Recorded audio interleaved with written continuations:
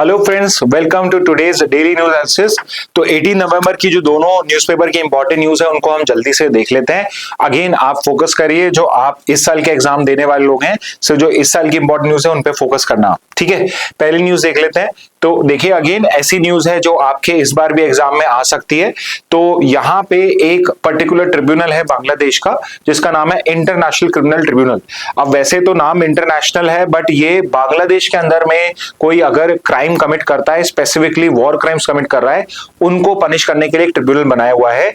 और उस ट्रिब्यूनल ने क्या करा है, जो फॉर्मर बांग्लादेश के प्राइम मिनिस्टर थी शेख हसीना और उनके जो पर्टिकुलर एसोसिएट थे, उनको डेथ पेनल्टी यहाँ पे सेंटेंस करी है। तो not just in Hindu, but आपके हिंदू के अंदर में, इंडियन एक्सप्रेस में, सारे न्यूज़पेपर के अंदर में ये फ्रंट पेज न्यूज है। बहुत एक्सटेंसिवली इसको कवर करा गया, ठीक है। तो एलेट के लिए तो ये अभी इंपॉर्टेंट चल ही रहा है, but at the same time CLAT में भी बांग्लादेश का जो कंटेक्स्ट है, प्रोटेस्ट है, वो आपके लिए इंपॉर्टेंट रहेगा, ठीक है। तो यहाँ पे इसका कंटेक्स्ट समझ लेते हैं। तो इन द ईयर 2024 बांग्लादेश में प्रोटेस्ट हुए थे। प्रोटेस्ट का कंटेक्स्ट ये है कि बांग्लादेश के अंदर में just like India there is a reservation policy, but वहां पे रिजर्वेशन सिर्फ शेड्यूल कास्ट या ट्राइब्स को इस तरह से नहीं मिला हुआ। वहां पे जो पर्टिकुलर 1971 के लिबरेशन वॉर के जो वॉर हीरोज थे, उनके जो पर्टिकुलर सन्स और डॉटर्स हैं, उनको भी मिल रहा था। अब चक्कर ये है कि वो जो पर्टिकुलर रिजर्वेशन है, जो उस पर्टिकुलर जनरेशन या उनके पर्टिकुलर सन्स और डॉटर्स को मिलना था, वो अब उनके नेक्स्ट जनरेशन को भी आगे फॉरवर्ड किया जा रहा है। और इस वजह से वहां पे बहुत ज्यादा प्रोटेस्ट हो रहे थे कि जो रिजर्वेशन है, it should not be given to those people, because यहां पे वो कोई डिप्रेस क्लास से बिलोंग नहीं करते हैं, ओके। और इस पर्टिकुलर केस में जब गवर्नमेंट का पॉजिटिव रिस्पांस नहीं आया, तो जो स्टूडेंट्स हैं उसके अपोजिशन में, वो सारे के सारे सड़कों पे आ गए। वो प्रोटेस्ट आउट ऑफ हैंड हो गया जब पुलिस ने या गवर्नमेंट ने वहां पे वायलेंट मेजर्स या वहां पे फोर्स का यूज करना स्टार्ट करा। उस पर्टिकुलर फोर्स के अंदर में a lot of students died, जिससे जो ये पर्टिकुलर प्रोटेस्ट है ये और भी ज्यादा अग्रेसिव हो गया। एंड फाइनली वहां की गवर्नमेंट को, वहां पे शेख हसीना को रिजाइन करना पड़ा और उनको अपनी कंट्री छोड़ के भागना पड़ा, ओके। तो ये इस पर्टिकुलर उसका कंटेक्स्ट है। और अब क्या है, वहां पे एक इंटरिम गवर्नमेंट है जिसको मोहम्मद यूनिस हेड कर रहे हैं, और उन्होंने इस ट्रिब्यूनल को, जो पहले से वहां पे क्रिएटेड था, उस ट्रिब्यूनल को वापस से क्रिएट करा और उसमें शेख हसीना और बाकी के जो लोग इन्वॉल्व थे प्रोटेस्ट के अंदर में मतलब गवर्नमेंट के साइड से जो फोर्स में इन्वॉल्व थे, उन सबके अगेंस्ट में एक्शन लिया है, ओके। तो यहाँ पे जुलाई अगस्त में स्टूडेंट लेड प्रोटेस्ट हुए थे। What were the allegations? तो ट्रिगर तो हुआ था करप्शन के, authoritarian governance and a controversial quota system for the government jobs. तो मेन ये पर्टिकुलर स्पार्क था। और जो फायर लगी वो कैसे लगी भाई? करप्शन और ऑथोरिटेरियन गवर्नमेंट से। As per one particular international organization, United Nation human rights office, इसने अराउंड 1400 डेथ्स को रिपोर्ट करा था over the period of 46 days. तो ये जो जुलाई अगस्त का प्रोटेस्ट था, इसमें around 1400 people lost their particular lives. ये भी एक बहुत इंपॉर्टेंट ट्रिगर बना कि क्यों ये प्रोटेस्ट आगे जाके इतने वायलेंट हो गए कि गवर्नमेंट को ही यहाँ पे बेसिकली अपना स्टैंड डाउन करना पड़ा था, ओके। और इसके बाद में फाइनली 15 ईयर जो शेख हसीना का रूल था वो कोलैप्स कर गया, okay, and currently she has fled Bangladesh and she is currently in exile in India, so she is living in exile in India, okay. अब यहाँ पे वो ट्रिब्यूनल क्या है, उसका ओरिजिन क्या था, उसको समझ लेते हैं। तो ये आईसीटी जो है, इंटरनेशनल क्राइम्स ट्रिब्यूनल, जो बांग्लादेश के अंदर में क्रिएटेड एक स्पेशल कोर्ट है, ये 2009 में हसीना गवर्नमेंट ने, शेख हसीना गवर्नमेंट ने ही करा था। And the particular reason for creating this particular tribunal was कि 2008 में जो बांग्लादेश में इलेक्शंस हुए थे, वहां पे इनकी जो पार्टी अवामी लीग, उसने प्रॉमिस करा था कि 1971 के अंदर में जिन लोगों ने भी पाकिस्तान के साथ कोलैबोरेट करा है, जिन लोगों ने भी यहाँ पे बांग्लादेशी सिटीजन्स के अगेंस्ट में एट्रोसिटीज करी है, इररिस्पेक्टिव ऑफ द फैक्ट कि वो पाकिस्तानी आर्मी के लोग थे, वो पाकिस्तानी सिटीजन थे, या फिर वो बांग्लादेशी सिटीजन थे और अभी बांग्लादेश में है, तो उन सबको यहाँ पे प्रोसिक्यूट किया जाएगा, उन सबको यहाँ पे पनिश किया जाएगा।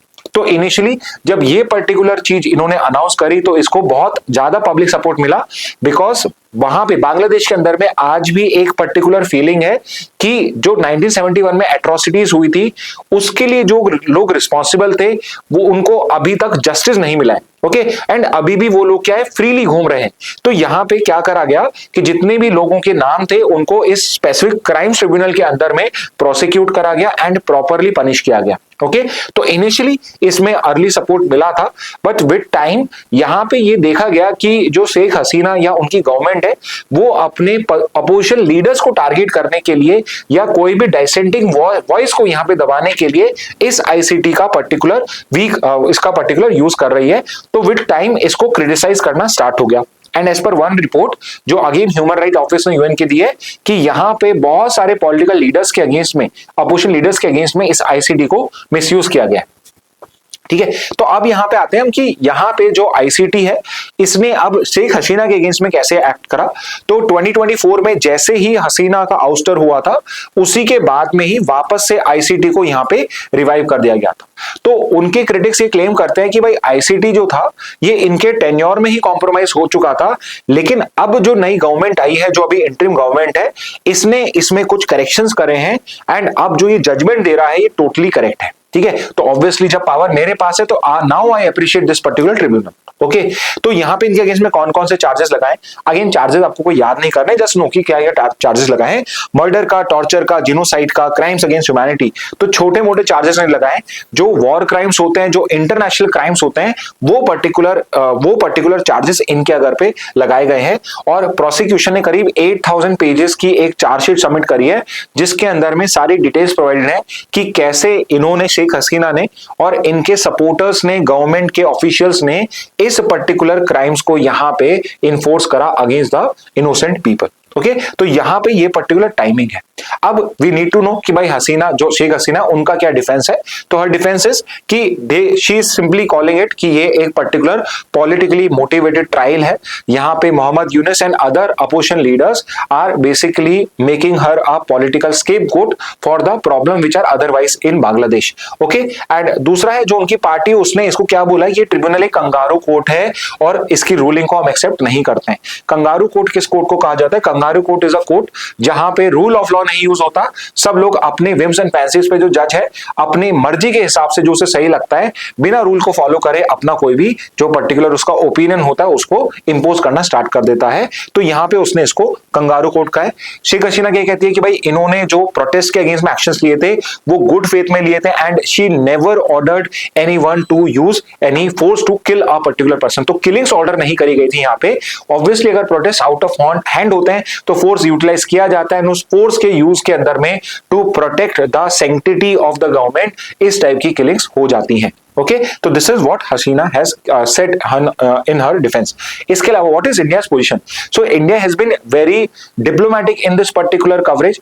Why so? Because currently we have to accept कि यहाँ पे शेख हसीना या उनकी गवर्नमेंट या उनके सपोर्टर्स पावर में नहीं है।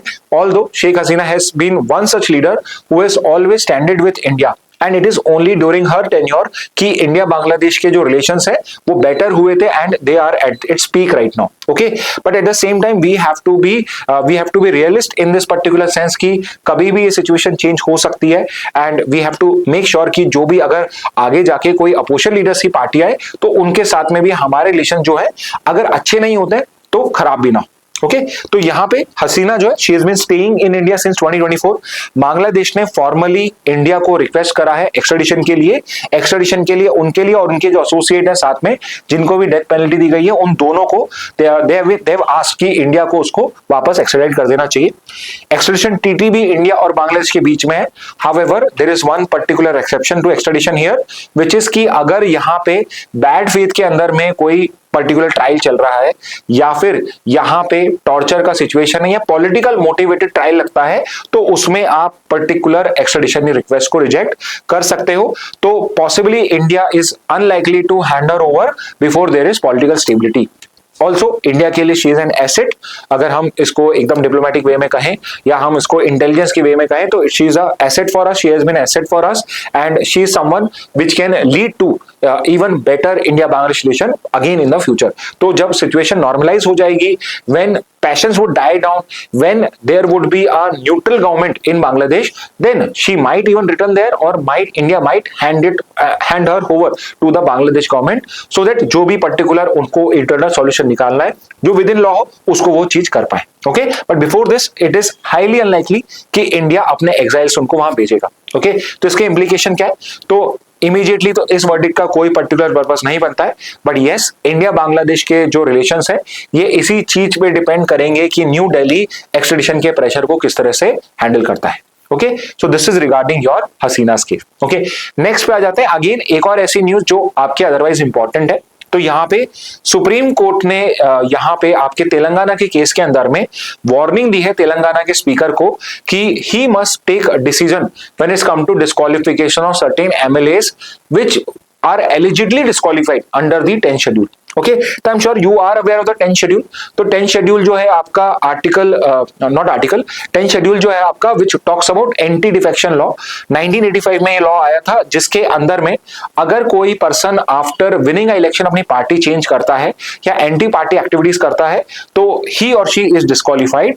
तो इस पर्टिकुलर केस में जो डिसीजन होता है that is taken by the speaker of the house. Okay, और यहाँ पे इश्यू ये है कि जस्ट लाइक गवर्नर के पास में कोई टाइम लिमिट नहीं है, प्रेसिडेंट के पास में कोई टाइम लिमिट नहीं है to take a particular decision, यहां पे भी स्पीकर को डिस्क्वालिफिकेशन का रिक्वेस्ट कितने टाइम के अंदर में उसको फुलफिल करना है उसके लिए भी कोई टाइमलाइन नहीं है।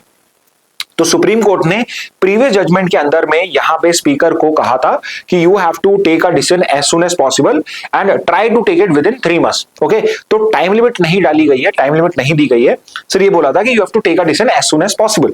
तो यहां पे इवन आफ्टर दैट जजमेंट जो वहां के पर्टिकुलर स्पीकर हैं जो अभी रूलिंग कांग्रेस गवर्नमेंट से बिलोंग करते हैं उन्होंने अभी तक भी एक्शन नहीं लिया है। और यहां पे सुप्रीम कोर्ट ने क्लियर कट वार्निंग दी है कि either you take a decision or it would be considered contempt of court. तो यहां पे अब सुप्रीम कोर्ट ने क्लियर कह दिया कि you have to take a decision within the next 10 days, otherwise we would take a action against you. Okay, तो यहां पे ये उसका पर्टिकुलर बैकग्राउंड दिया हुआ है कि what exactly is the current case. Again case नहीं पूछा जाएगा आपसे, ठीक है, but what you need to know इज जैसे कि 10th schedule you need to know. Okay, for example you are suppose to know कि 10th शेड्यूल कौन से अमेंडमेंट से आया था। So it came by the 52nd constitutional amendment act. Year आप मुझे कमेंट बॉक्स में बताइए, वैसे मैंने अभी पहले ईयर बोल दिया था बट फिर भी आप यहाँ पे ईयर लिख के दीजिए मुझे कि आपका ये 10th शेड्यूल जो है कौन से ईयर के अंदर में आया था। Okay, so this was added in the 10th schedule so that कि जो पर्टिकुलर आपके एमएलएज होते हैं, एमपीज होते हैं जो अपने पर्सनल बेनिफिट के लिए पार्टीज को आज रात एक दिन में 4 बार 5 बार चेंज करते हैं, वो चीज ना हो और यहाँ पे एक स्टेबल गवर्नमेंट फॉर्म हो। क्योंकि मान लीजिए कि हमारे यहाँ पे क्या होता है, मेजोरिटी का रूल चलता है। तो मान लो अगर 100 सीट है, जिस पार्टी के पास में 51 सीट्स आ जाएंगी वो पर्टिकुलर पार्टी विनर हो जाएगी। बट मान लो कि दोनों पार्टीज को ही 49 सीट्स आई हैं, ठीक है, दोनों पार्टीज को 49 सीट्स आई हैं और यहाँ पे 2 पर्टिकुलर इंडिपेंडेंट्स हैं, 2 इंडिपेंडेंट एमएलए हैं। तो यहाँ पे अगर एंटी डिफेक्शन लॉ नहीं होता तो ये 2 पर्सन कभी इस पार्टी ए को ज्वाइन कर लेते, कभी पार्टी बी को, और ये पार्टी ए और पार्टी बी उनको कुछ भी ऑफर करने को रेडी हो जाते, इवन चीफ मिनिस्टरशिप भी ऑफर कर देते अगर ये 2 पर्टिकुलर एमएलए से इनकी गवर्नमेंट बनती। यही नहीं कि मान लो कि यहाँ पे एक पार्टी इसको 51 वोट्स मिले हैं और एक है जिसको 49 मिले हैं, तो यहाँ पे अगर 49 वालों के पास में बहुत ज्यादा पैसा है तो यहाँ पे ये इसके 3-4 एमएलए को बाय कर सकते हैं। ओके, ऑब्वियसली पर्दे के पीछे होगा, बट यहां पे आप देखिए कितना अनस्टेबल हो जाएगा अगर जो पर्टिकुलर एमएलएज हैं they are not bound by their particular party. तो यहां पे अगर वो इलेक्शन जीतने के बाद अपनी पार्टी चेंज कर सकते हैं तो कितनी ज्यादा इंस्टेबिलिटी हो सकती है ऐसी गवर्नमेंट्स के अंदर। इसलिए 19 is the year is 52nd constitutional amendment के अंदर में हमने 10th शेड्यूल ऐड करा और हमने कुछ रूल्स एंड रेगुलेशंस बना दिए कि अगर कोई इलेक्शन जीतने के बाद अपनी मेंबरशिप छोड़ता है पार्टी दूसरी ज्वाइन करने की जरूरत नहीं है, अगर वो मेंबरशिप लीव करता है पार्टी की तो वो डिस्क्वालिफाइड है। ओके, अगर वो जिस पार्टी से उसने इलेक्शन कंटेस्ट किया था अपने इलेक्शन जीतने के बाद अपनी पार्टी की मेंबरशिप भी छोड़ता है तो भी वो गिल्टी है। सेकंड इज कि अगर वो पार्टी की बात नहीं मानता, सिंपली अगर हम लिखें तो एंटी पार्टी एक्टिविटीज में अगर इन्वॉल्व है तो वो डिस्क्वालिफाइड है। तीसरा, अगर वो एक इंडिपेंडेंट मेंबर है तो वो आफ्टर इलेक्शन वो कोई भी पॉलिटिकल पार्टी ज्वाइन नहीं कर सकता है। अगेन मिनिस्टर बन सकता है, गवर्नमेंट का पार्ट बन सकता है। लेट्स से कि अगर इंडिपेंडेंट है तो बीजेपी ज्वाइन नहीं कर सकता अगर उसकी गवर्नमेंट है, ओके, या कांग्रेस भी अगर उसकी गवर्नमेंट नहीं है तो भी। और चौथा है कि भाई अगर नॉमिनेटेड मेंबर्स है, नॉमिनेटेड मेंबर जो होता है राज्यसभा में, लेजिस्लेटिव काउंसिल में, वो 6 मंथ्स तक कोई भी पार्टी ज्वाइन कर सकता है। 6 मंथ्स के बियॉन्ड कोई पार्टी ज्वाइन करता है तो वो डिस्क्वालिफाइड है। ओके, तो यहां पे ये 10th शेड्यूल हो गया।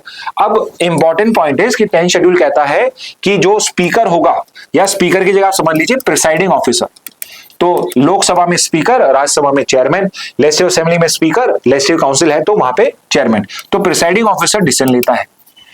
तो सुप्रीम कोर्ट का एक केस है कियोटो होलीहॉर्न वर्सेस असीलो, ये केस भी लिखा हुआ है। इसमें सुप्रीम कोर्ट ने दो चीज क्लियर करी थी। पहली चीज तो ये कि जो स्पीकर है जो यहाँ पे डिसीजन ले रहा है वो एक जुडिशियल कैपेसिटी में एक्ट कर रहा है, तो ये एक क्वाज़ी जुडिशियल बॉडी है। क्वाज़ी जुडिशियल का मतलब होता है लाइक अ जुडिशियल बॉडी। इसका मतलब है कि जैसे एक जुडिशियल बॉडी डिसाइड करती है वैसे ही इसको डिसाइड करना है, जिसका मतलब क्या है कि इसको फेयर रहना पड़ेगा, it has to be impartial, fair and impartial होना पड़ेगा इसको, एंड मोर ओवर इसको जो प्रिंसिपल ऑफ नेचुरल जस्टिस हैं उनको फॉलो करना पड़ेगा। ठीक है, तो आप कमेंट बॉक्स में मुझे बताइए प्रिंसिपल ऑफ नेचुरल जस्टिस कौन से होते हैं। वैसे तो कई जगहों पे 3 होते हैं, बट आप मुझे जो 2 मेन है, और अगर आपको लैटिन भी याद है तो लैटिन वाले जो मैक्सिम्स है वो आप लिख सकते हो पीएनजे के। ओके, तो ये पर्टिकुलर चीज आपका जो पर्टिकुलर स्पीकर होता है या प्रिसाइडिंग ऑफिसर होता है उसको फॉलो करना पड़ेगा, because it's a quasi judicial body. And दूसरी चीज क्या क्लियर करी गई कि जो स्पीकर का डिसीजन है it is subjected to judicial review, it is a subject of judicial review. Okay, कि ये जुडिशियल रिव्यू पे सब्जेक्ट है, मतलब स्पीकर जो डिसीजन लेता है ऐसा नहीं है कि वो फाइनल और फाइनल ही होगा, फाइनल तो होगा बट ऐसा नहीं है कि उसको आप जुडिशियल रिव्यू नहीं कर सकते। तो अगर किसी को लगता है कि यहाँ पे स्पीकर ने बायस डिसीजन लिया है तो उस पर्टिकुलर केस में हाई कोर्ट और सुप्रीम कोर्ट जो है उसको क्रॉस वेरीफाई कर सकते हैं। ओके, जैसे कि यहाँ पे अगर टीआरएस के स्पीकर डिसीजन नहीं ले रहे हैं तो it is subject to judicial review. Once he takes a decision और अगर वो डिसीजन बायस लगता है, पीएनजे को वायलेट कर रहा है, फेयर या इंपार्शियल नहीं है या फिर कोई बायसनेस है, तो उस पर्टिकुलर केस में उस पर्टिकुलर डिसीजन को वो यहाँ पे ओवररूल भी कर सकते हैं। ओके, और ये चीज कहां क्लियर हुई कि हो तो होलोहॉर्न करके केस है पर्टिकुलर आपका, जो स्पीकर के ही इसी पावर से करता है। ओके, और सुप्रीम कोर्ट का अर्ली जजमेंट क्या था कि speaker can not delay disqualification until the end of assembly term. ऐसा नहीं है कि 5 साल की असेंबली तक का वो डिले कर दे, यहां पे उसको एज सुन एज पॉसिबल लेना है। Again I want to clear it, अभी भी कोई 3 मंथ्स की टाइम लिमिट नहीं दी गई है यहाँ पे, जैसे गवर्नर को बिल के लिए दी है, यहाँ पे कोई 3 मंथ्स की टाइम लिमिट नहीं है, अभी भी यहाँ पे एसएप ही है। ओके, बिकॉज यहाँ पे जो आपका पर्टिकुलर जुडिशरी है वो लेजिस्लेचर के अंदर में इंटरफेयर नहीं करना चाहता, उसके पावर के अंदर में इंटरफेयर नहीं करना चाहता है। ओके, तो यहां पे ये हो जाएगा डिस्क्वालिफिकेशन वाला। नेक्स्ट पे आते हैं, वेरी इंपॉर्टेंट, आपके COP 30 जो है वो उसका पर्टिकुलर जो प्रोसेस है वो स्टार्ट हो चुका है। बेलेम ब्राजील के अंदर में आपकी COP 30 होस्ट हो रही है, तो आप ये तो करेंगे ही, पहले आप मुझे कमेंट बॉक्स में बताइए COP 1 कहां पे हुई थी UNFCCC की, COP 3 कहां पे हुई थी, इंडिया में कौन सी COP हुई है। ओके, COP 21, COP 26, COP 28, 29 और 30। और अगर इनके बारे में कोई स्पेशल चीज है तो वो भी एक बार आप रिकॉल करने की कोशिश करना कि कौन कौन सी COPs हैं। ओके, एनीवे अब मूव करते हैं विद द करंट टॉपिक। तो यहाँ पे COP 30 जो है वहां पे जो एक बहुत इंपॉर्टेंट टॉपिक निकल के आ रहा है वो है क्लाइमेट एक्शन जो लिए जाएंगे उसका ट्रेड पे क्या इंपैक्ट होगा। ठीक है, ऑब्वियसली आप सोचेंगे सर कि क्लाइमेट एक्शन से ट्रेड पे क्या इंपैक्ट हो सकता है, तो आप इस तरीके से समझिए कि जब तक हर कंट्री CO2 एमिशन रिड्यूस कर रही है तब तक तो ट्रेड इंपैक्ट नहीं हो रहा है। बट यहां पे CO2 एमिशन रिड्यूस करने वाली कंट्री अगर दूसरों पे भी कंडीशंस लगा दे कि हम उन्हीं कंट्री से इंपोर्ट करेंगे जो अपने CO2 एमिशंस को हमारे बराबर कर देंगे, तो इनडायरेक्टली आप क्या कर रहे हो, यहाँ पे ट्रेड बैरियर्स इंपोज कर रहे हो। इसका बहुत अच्छा एग्जांपल है यूरोपियन यूनियन का CBAM, carbon border adjustment mechanism. इसके अंदर में यह है कि यूरोपियन यूनियन में अगर आपको कोई चीज इंपोर्ट करनी है और लेट्स से कि वो कार्बन इंटेंसिव इंडस्ट्री से आती है, जैसे स्टील का एग्जांपल, रियल एग्जांपल ले लेते हैं, जैसे इंडियन स्टील बनाया जाता है और यहाँ पे उसको बनाने के लिए बहुत सारा कोल यूज किया जा रहा है, कार्बन एमिशन हो रहा है। और फ्रांस के अंदर में कोई स्टील बनाया, वहां भी कार्बन एमिशन हो रहा है, बट फ्रांस के अंदर में क्या है, कार्बन टैक्स लग रहा है। ओके, और लेट्स से वहां कार्बन टैक्स लग रहा है 5%। ओके, और लेट से कि यहाँ पे इंडियन कंपनी है जहां पे कार्बन टैक्स ही नहीं लगता, या लगता है तो 1% 2% लगता है, तो लेट से जो 5% है उसकी वैल्यू निकाल लेते हैं, इट्स 100 करोड़। 100 करोड़ का कार्बन टैक्स पे कर रहा है, बट यहाँ पे क्या है, यहाँ पे 2% पे कर रहा है, और लेट से कि यहाँ पे मान लेते हैं कि ये 30 करोड़ पे कर रहा है। ठीक है, तो यहां पे जब ये स्टील को वो इंपोर्ट करेगा तो उसके बाद में चाहे वो ट्रांसपोर्ट का कॉस्ट पे करे, इंपोर्ट ड्यूटी पे करे, उसके बाद भी वी कैन सी हियर कि because of the carbon tax जो इंडियन स्टील इंपोर्ट हो रहा होगा वहां पे, it would be much cheaper than the locally made steel.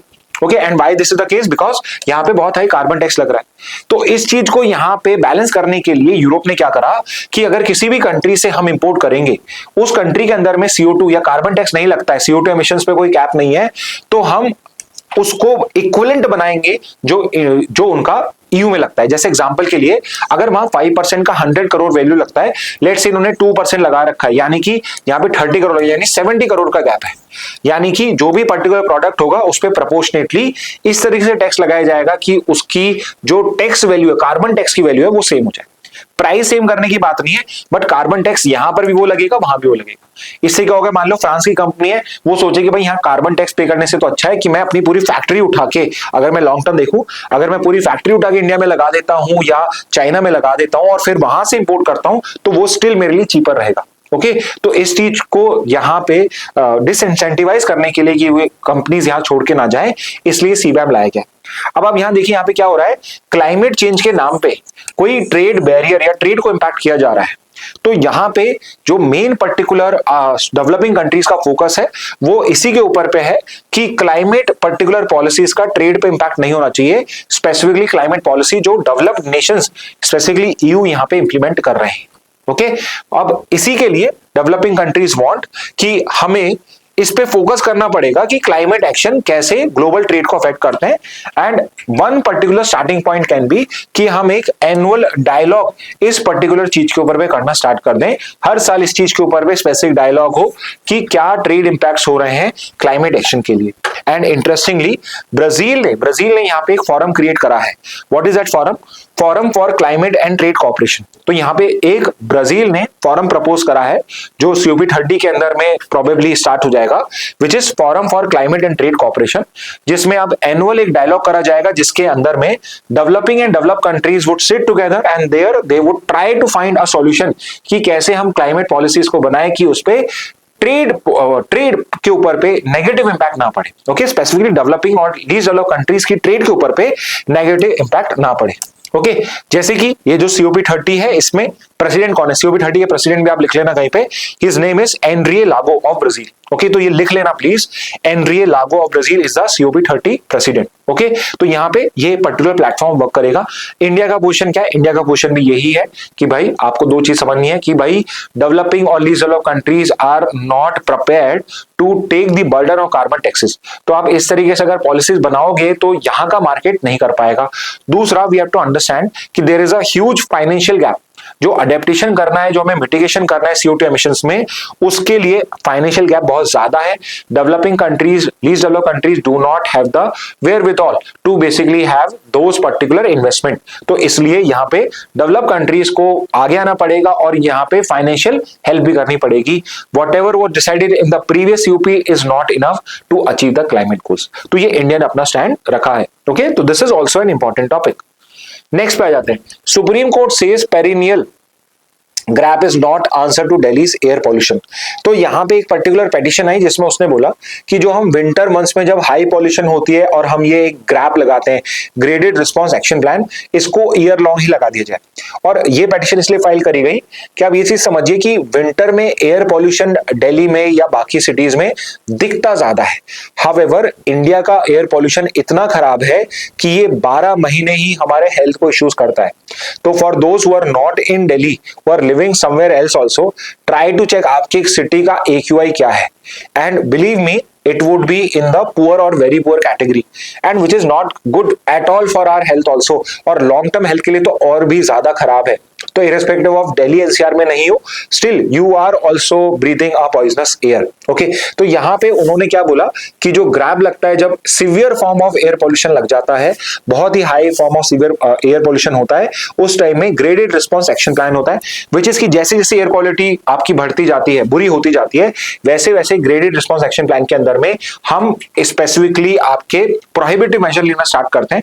जैसे कि जो लास्ट स्टेज होती है उसके अंदर में तो जो आपके कमर्शियल व्हीकल्स होते होते हैं उनकी दिल्ली में एंट्री बंद हो जाती है, कोई भी ट्रक वर्क आपका एंट्री नहीं कर सकता है दिल्ली को, जितना भी कंस्ट्रक्शन वर्क होता है उसको स्टॉप कर दिया जाता है, ठीक है, जितने भी पॉल्यूटिंग एक्टिविटीज होती है उनके ऊपर पे स्पेसिफिक आपके पर्टिकुलर वो लग जाते हैं। ऑड एंड इवन स्कीम जो है, जो पहले आपके एक बार की कंपलसरी से लगाई गई थी, अब जब वो ग्रैब 4 लेवल पे आता है तब जाके ऑड इवन स्कीम लगा दी जाती है। एंड इसके अलावा भी गवर्नमेंट को स्पेसिफिक एक्शंस लेने होते हैं for basically reducing the amount of pollutants in the air. Okay, तो यहां पे जब ये रिक्वेस्ट करी तो सुप्रीम कोर्ट ने इसको स्ट्रेट फॉरवर्डली मना कर दिया, स्टेटिंग कि भाई अगर हम पेरिनियल ग्रैप लगा देंगे तो ये जो इकोनॉमिक एक्टिविटी है, यहाँ पे जो not just economic activity, government की activity, judicial activity, normal life है, वो ही आपके एक पर्टिकुलर एक स्टॉल हो जाएगी, पूरी स्टॉल हो जाएगी।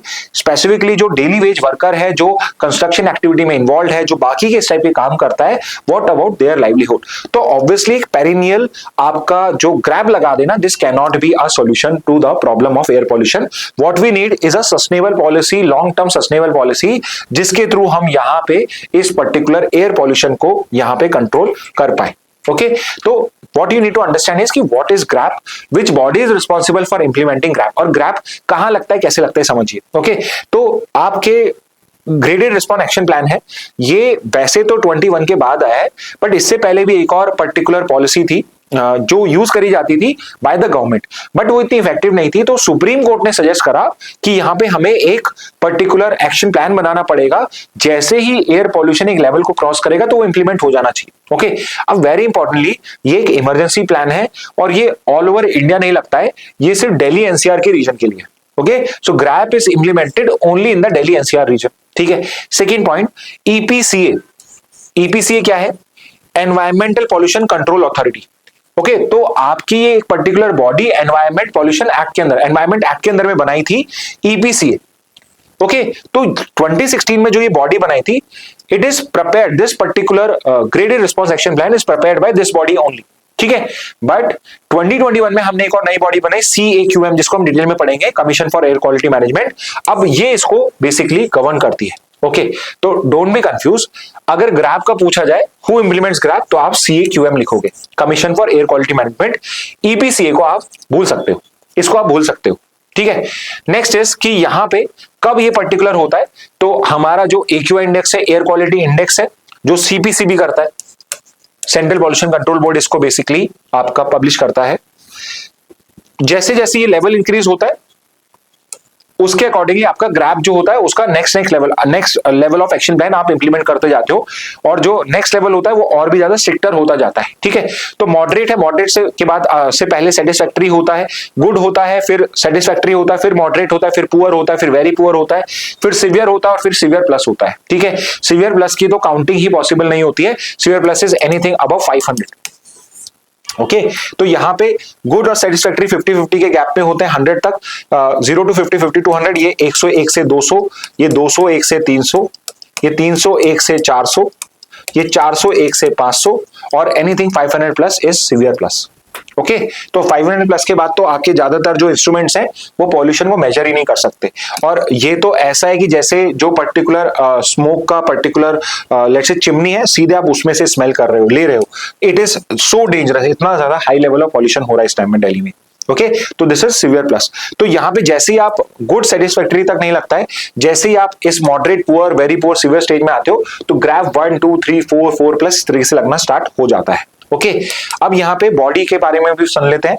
तो पहले तो EPCA था, फिर 21 के अंदर में आपका ये पर्टिकुलर लॉ बनाया गया, CAQM in NCR and adjoining areas act 2021।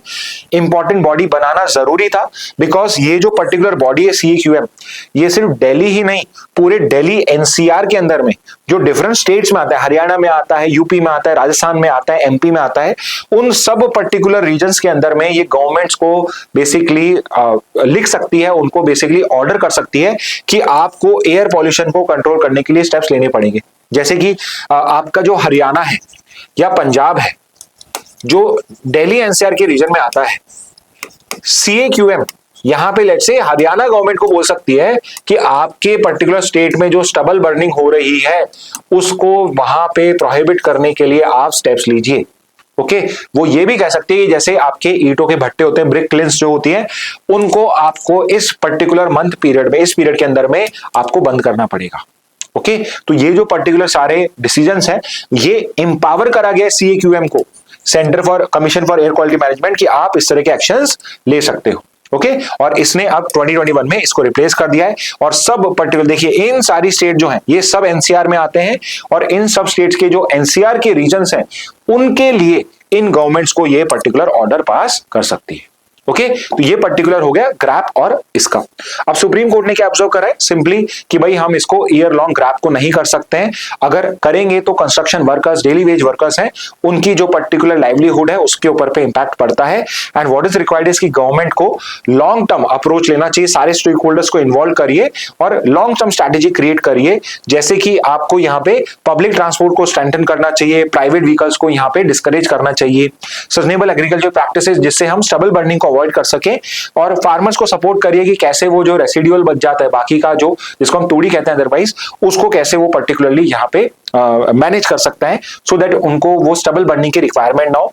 Monitoring को इनहेंस करिए, इन्फोर्समेंट पे ज्यादा वर्क करिए और क्रॉस स्टेट कोऑर्डिनेशन करिए, सो दैट एक बेटर सॉल्यूशन निकल पाए और एक ईयर राउंड पॉलिसी डेवलप करिए इंस्टेड ऑफ सीजनल और इमरजेंसी प्लान। तो GRAP is not a solution to air pollution. अगर हम एक सस्टेनेबल ईयर लॉन्ग पॉलिसी बनाएंगे, that would be a proper solution. Okay तो ये सुप्रीम कोर्ट का ऑब्जर्वेशन है। इंडियन एक्सप्रेस की न्यूज देख लेते हैं। तो अगेन है तो ये पर्टिकुलर एक एडिटोरियल, बट इसमें एक बहुत इंपॉर्टेंट हमें एक पॉलिसी मिली है। ओके तो यहाँ पे आपका जो मिनिस्ट्री ऑफ एजुकेशन है उसने एक पर्टिकुलर प्रोग्राम लॉन्च करा है जिसका नाम है SOAR, SOAR, stands for skilling for AI readiness.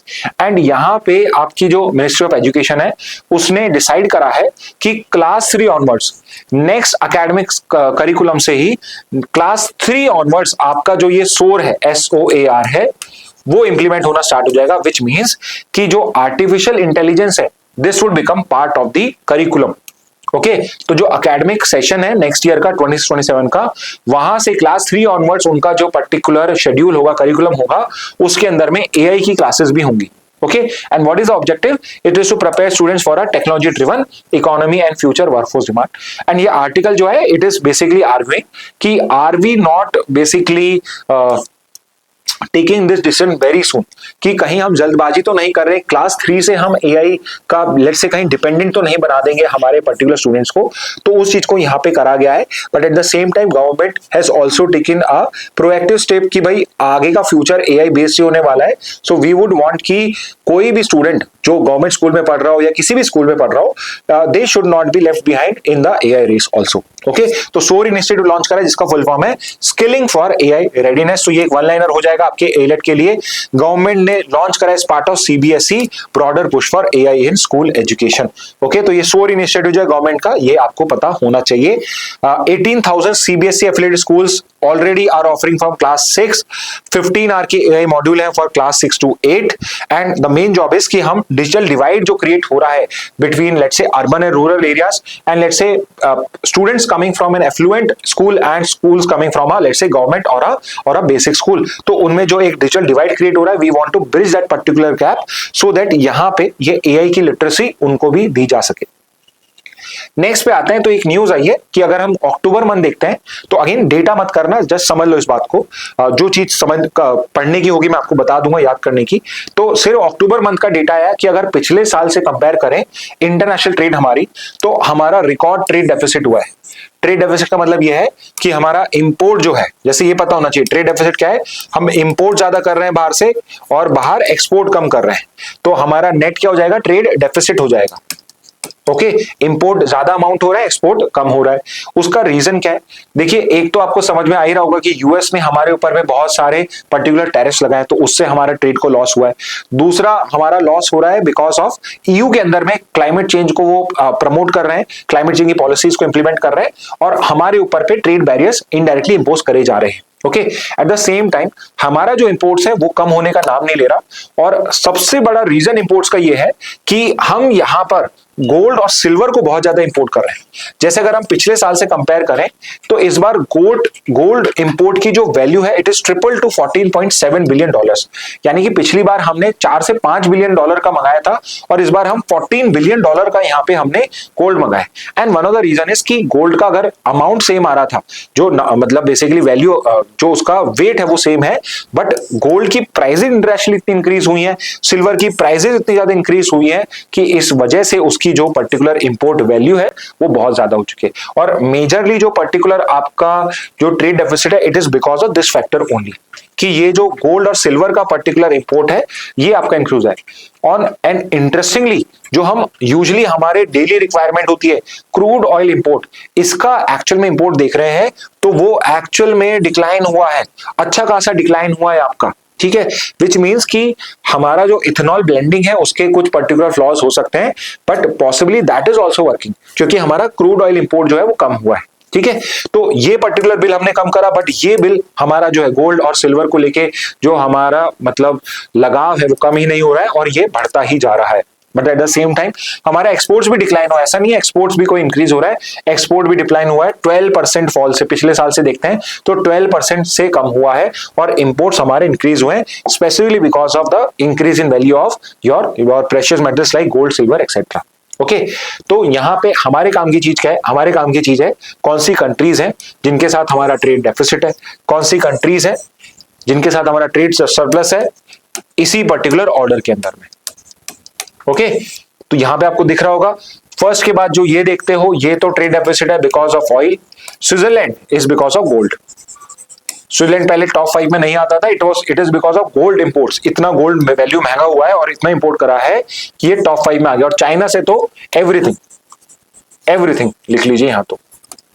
और ट्रेड सरप्लस यूएस के साथ है, बट यूएस इसमें भी एक्ट कर रहा है तो यहां पर भी हमारा ट्रेड सरप्लस कम हो जाएगा। UK is there, Netherlands is there, जो भी हमसे जिनके साथ हमारा ट्रेड सरप्लस है। करंट रीजन क्या है? तो अभी मैंने आपको बताया commodity prices volatility gold silver को लेकर, ग्लोबल स्लोडाउन है, इससे इंडियन गुड्स की डिमांड भी कम हुई है, जियोपॉलिटिकल टेंशन है, हमारे जो ट्रेडिशनल मार्केट्स हैं मिडल ईस्ट और रशिया है, यूक्रेन है, वहां पे बिकॉज वॉर चल रहा है तो इस वजह से भी हमें बहुत ज्यादा इश्यूज फेस करने पड़ रहे हैं। एंड हाई टैरिफ्स इन की मार्केट, तो हाई टैरिफ्स हो गया जो अदरवाइज ओपन मार्केट थे, और बाकी के जो ट्रेडिशनल मार्केट है वहां पे जियोपॉलिटिकल टेंशन की वजह से हमें ये इशू फेस करने पड़ रहे हैं। तो these are the current reasons behind expanding trade deficit. Okay, एक और न्यूज देख लेते हैं। तो अगेन इसमें एक इंपॉर्टेंट आपके लिए वन लाइनर है इसलिए मैं कर रहा हूं। तो डिजिटल अरेस्ट स्कैम के पर्टिकुलर कंटेक्स्ट में सुप्रीम कोर्ट ने यहां पे सेंटर को बोला है कि आप यूएन साइबर क्राइम की जो ट्रीटी आ रही है उसको रेटिफाई करने का डिसीजन लीजिए जल्दी जल्दी, and it should basically ratify it. Okay, so यहां पे कंटेक्स्ट तो भाई डिजिटल अरेस्ट स्कैम्स क्या है तो हम पहले भी कर चुके हैं कि यूजुअली सीनियर सिटीजन को या गलीबल पर्सन को यहां पे फ्रॉड करने के लिए बहुत सारे लोग क्या करते हैं, उनको डिजिटल अरेस्ट करने का एक फेक स्कैम क्रिएट करा हुआ है कि you are under arrest, digitally उनको करेंगे and they would ask them to transfer money, otherwise they would expose the उस पर्सन, या फिर वो उनको फिजिकली आके अरेस्ट करेंगे। तो बहुत सारे लोग डर की वजह से क्या करते हैं, अपने आप को यहाँ पे डिफ्रॉड करा लेते हैं and later on they basically regret this particular thing. तो यहाँ पे supreme court has been very strict with regard to this. एक जजमेंट भी कल सुप्रीम कोर्ट ने दिया जिसमें सुप्रीम कोर्ट ने ये बोला है कि भाई जो पर्टिकुलर लोग डिजिटल अरेस्ट के अंदर में केसेस में इन्वॉल्व है उनको बेल देनी ही नहीं है। Don't give bail to those people जो डिजिटल अरेस्ट स्कैम्स के अंदर में इन्वॉल्व है। ओके, बट यहां पे मेरे लिए ज्यादा इंपॉर्टेंट है आपको बताना कि ये यूएन की साइबर क्राइम ट्रीटी क्या है। तो अभी आपका एक पर्टिकुलर ट्रीटी का नेगोशिएशन चल रहा है जिसमें 72 कंट्रीज को रेटिफाई भी कर चुकी है, which is United nation convention against cyber crime. Okay, very important treaty, इसका नाम भी पता होना चाहिए, United nation convention against cyber crime. ये पर्टिकुलर ट्रीटी है जिसके अंदर में हर कंट्री जो भी इसको पार्ट करेगा it would harmonise its cyber crime laws, sharing of evidence and also coordinate policing. तो पुलिसिंग में कोऑर्डिनेशन हो जाएगा, आपका एविडेंस शेयरिंग इजी हो जाएगी। डिजिटल जो पर्टिकुलर क्राइम्स होते हैं उसमें डिफरेंट कंट्रीज के पर्टिकुलर इन्वॉल्व होती हैं, तो शेयरिंग ऑफ एविडेंस कॉपरेशन होना बहुत जरूरी है। और यहां पे साइबर क्राइम के लॉज हैं वो भी हार्मोनाइज होंगे। तो कोई अगर साइबर क्राइम मैंने यहाँ पे कंसिडर करता हूं मैं किसी को, अगर दूसरे कंट्री में नहीं है तो मैं अब हार्मोनाइज करके सारे साइबर क्राइम लॉस को यहाँ पे बेसिकली सब जगह इंप्लीमेंट करूंगा। अभी करंटली द सिचुएशन इज कि India has participating in the discussion, but अभी तक इसने ट्रीटी को रेटिफाई या साइन भी नहीं किया है। India has not sign the treaty yet. Okay and why India is not sign, because India is not sure कि वो जो particular level of cyber crime पे प्रोटेक्शन चाहता है क्या ये पर्टिकुलर यूनाइटेड नेशन कन्वेंशन में उसको फॉलो करेगा। And India does not want to pre promise कि भाई मैं इस तरीके से इसको इंप्लीमेंट करूंगा। इंडिया पहले अपने लॉ को पूरा अच्छे से बनाना चाहता है, उसके अकॉर्डिंगली इट वुड डिसाइड कि whether it wants to become party to this particular convention against cyber crime. However supreme court is of the view कि इंडिया को इसको साइन करना चाहिए। तो ये कन्वेंशन अगेंस्ट साइबर क्राइम आपको पता होना चाहिए। इंडिया ने इसको साइन या रेटिफाई, साइन भी नहीं किया, रेटिफाई भी नहीं करा है।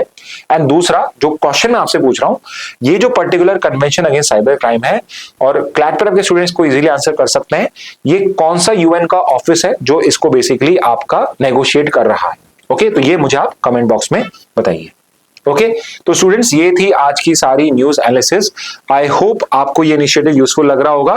For those who are preparing for AILET, I would still suggest कि आप न्यूज एनालिसिस को फॉलो करते रहिए, बिकॉज बहुत सारी न्यूज ऐसी होती हैं जो साल भर से चल रही है और वही न्यूज ट्राई करी जाएगी कवर करने की आपके न्यूज एनालिसिस के अंदर में। Okay and for those who are preparing for CLAT, I would suggest you कि आप इनटू 2x स्पीड पे देख सकते हैं। मोस्ट ऑफ यू जो बेसिकली अच्छे से पढ़ाई करी है उन्होंने ये सब पढ़ भी रखा होगा बहुत कुछ में, तो आप 1-2 पॉइंट्स ऐड करने होते हैं वो लिख सकते हैं। ओके इस मैसेज के साथ आज का सेशन एंड करते हैं। Thank you and have a very nice day.